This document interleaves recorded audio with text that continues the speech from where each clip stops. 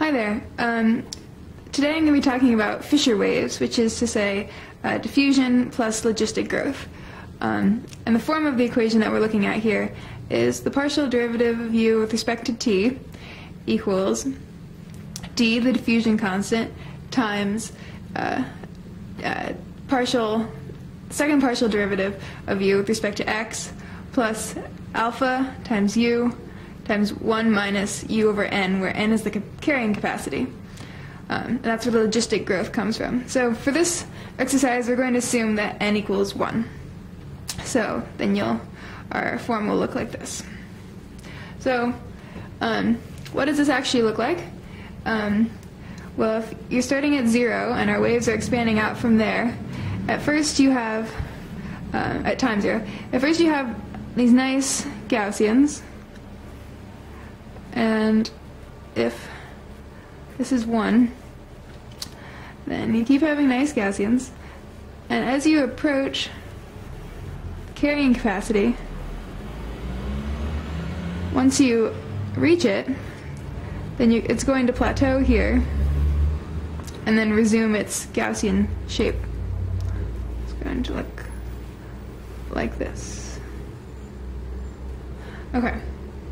And what I find to be interesting about this is that the wave fronts, even after you've reached the carrying capacity, the wave fronts are still moving with the velocity of c equals square root of 4d alpha, as we determined previously, and they're still doing that.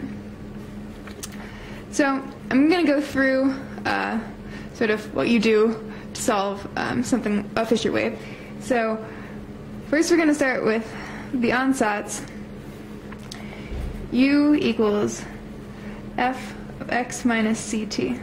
So here we're taking into account we have the velocity here. So we're going to let's let y, let's call this y equals x minus ct. So by the chain rule, we're going to get the partial derivative of u with respect to t equals negative c df dy. And the partial derivative with respect to x is going to be df dy. And so second partial derivative is going to be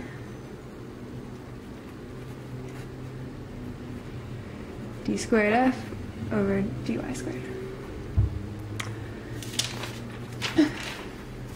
So now let's plug these into our equation for diffusion plus logistic growth.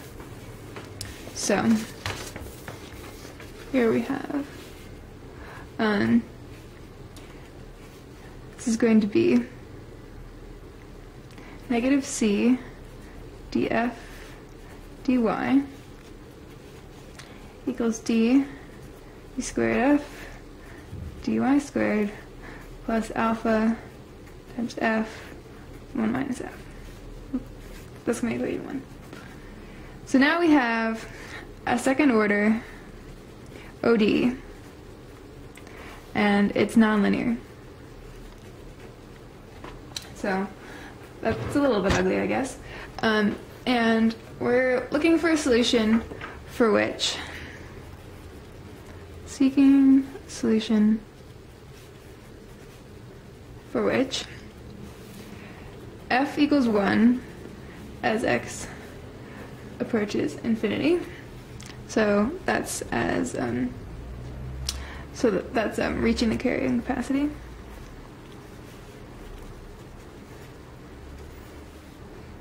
Oops, too many eyes. And then f equals 0 as x goes to negative infinity. So now we're going to transform the results of 1 up here into a system of first order ODEs so we can handle it. So I'm going to simplify what we have in 1. negative c f prime equals d f double prime plus alpha f 1 minus f. Okay. So we're going to transform this into two first order ODEs. So we'll have f prime equals p, and p prime is going to equal c f prime minus alpha f 1 minus f all over d. So now we have a nonlinear system on our hands. So we have to find the fixed points and examine their stability, etc., etc. So now we're going to look at the fixed points.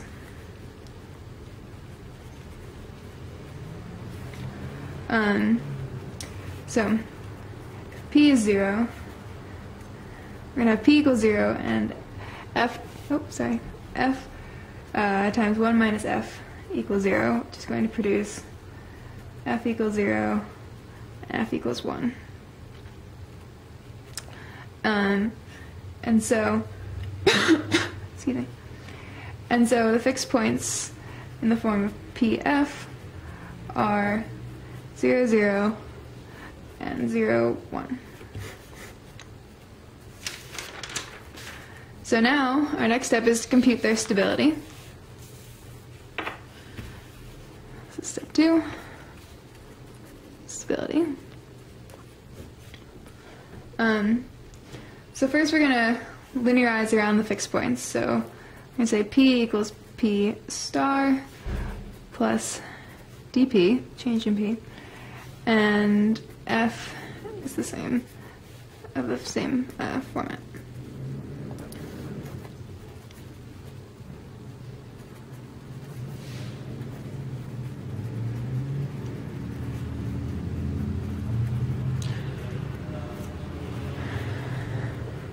Okay. And so now, in order to compute the stability, the next step is to form the Jacobian. So here, sorry, that went off the page before. So for the Jacobian, we have d over dt of df dp. Okay, so Jacobian, if you'll recall, is df, capital F, here, and then you have df of dp, dg, df, and dg, dp. We're going to evaluate that at star, which is our, we're looking at the fixed points here, and then that's going to be times this matrix. So here we have f is, or lowercase f is going to be f prime, or p, and g is equal to p prime. So, which are our two equations, if you'll remember, our system of linear ODEs. So, excuse me. Now we can compute the Jacobian, which is going to be, if we, here. I'm trying to get this all on the screen. Okay, here we go. So, Jacobian is going to come to, well, df d capital F is going to be 0, df dp is 1, dg df negative alpha over d plus 2 alpha f star, because we're evaluating f star, over d, and dg dp is negative c over d. Let me move this 1 over here. And that's going to be multiplied by df over dp. Sorry, that went off the page there. So now we are going to look at our specific fixed points. So we have 0, 0, and if you recall, this is in the form PF, our points. So for 0, 0, we have that our Jacobian is going to be 0, 1, I guess you can't see that. Okay, 0, 1, negative alpha over D, and negative C over D. So now we're going to look at the determinant of A. Well, A minus lambda I, the identity matrix, equals 0. So now we have the determinant of negative lambda 1 negative alpha D negative C over D minus lambda, and that equals 0. We're setting that equal to 0 so we can look at the stability. So now we solve this out.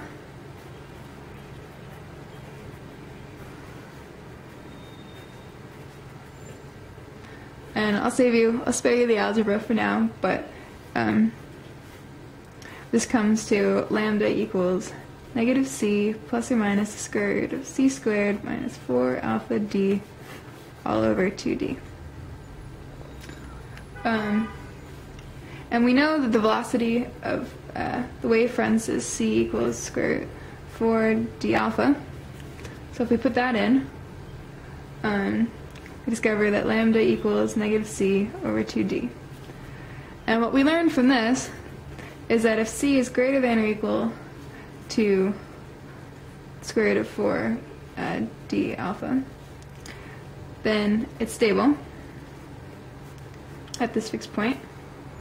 And if C is less than 4 D alpha, then we're going to have a stable inward spiral.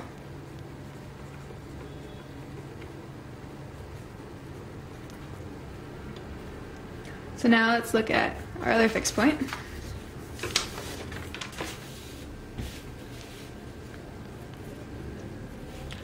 So for 0, 1, let's call this B. Our Jacobian is going to be 0, 1, 2 alpha over D, and negative C over D.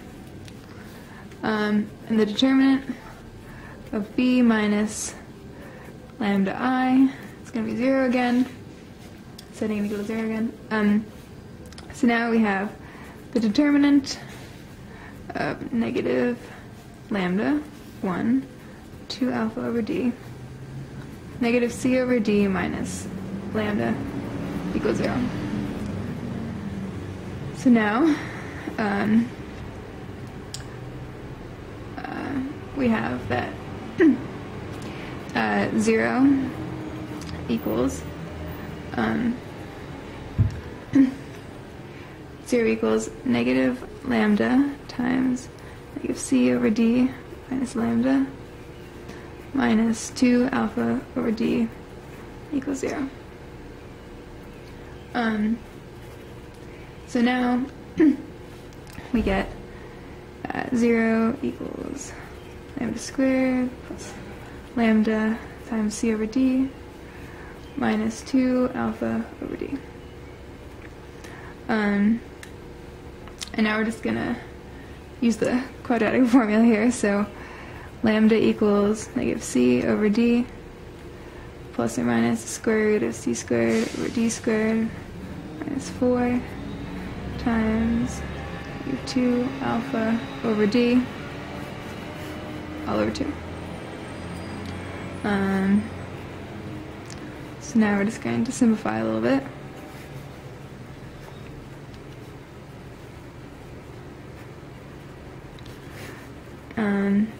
Here we can take out 1 over D squared, add a D there. So now we get negative C over 2D plus or minus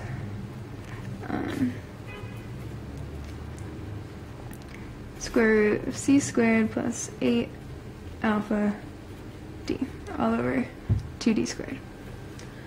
Excuse me. And so now, since this is all going to be a positive quantity, we can see that we have a saddle point, because the eigenvalues are of opposite signs.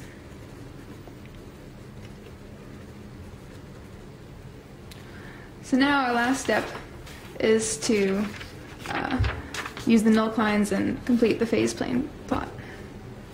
This is step 3.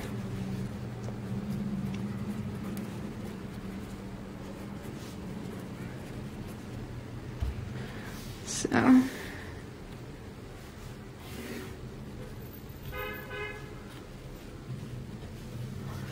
this is our f-axis, this is our p-axis.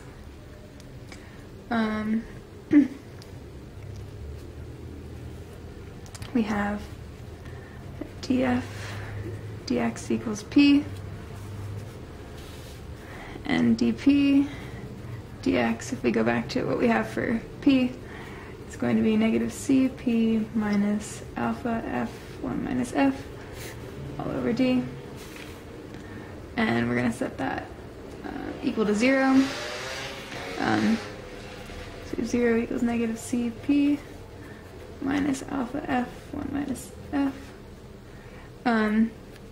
As we can see, this is going to be, well, negative cp minus alpha f plus alpha f squared. So it's going to be a parabola opening up. So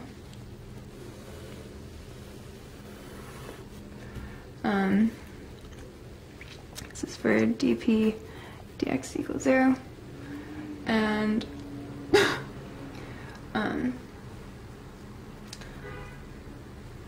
so let's see, we have one of our fixed points here at 0, 0.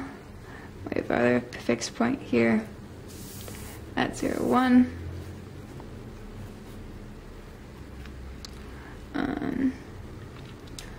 So along here, these arrows are going to be going this way. Along here, it switches directions, then resumes when p is greater than 0. And our other null line, when df over dy equals 0, and df over dx equals 0, it's going to be along the f-axis. And when f is negative, it's going to be positive arrows. In here, it's going to be, the arrows are facing this way, and they resume this way. So what if you recall, what we found was that at 0, 0, we have a stable spiral going on for when c is less than square root of 4 alpha d, and that's stable when it's greater than or equal to. So, and we also know that at 0, 1, we have a saddle point. So we have something kind of is going to look like this. We have our saddle point.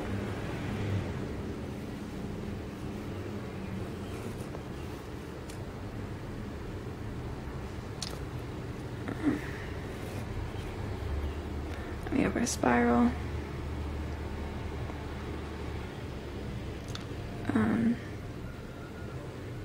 It's going this way. Spiraling inwards.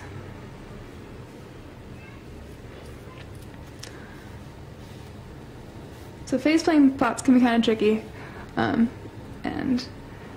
not always the clearest things, but this is my best attempt at the phase plane plot for what we're looking at here. So thank you.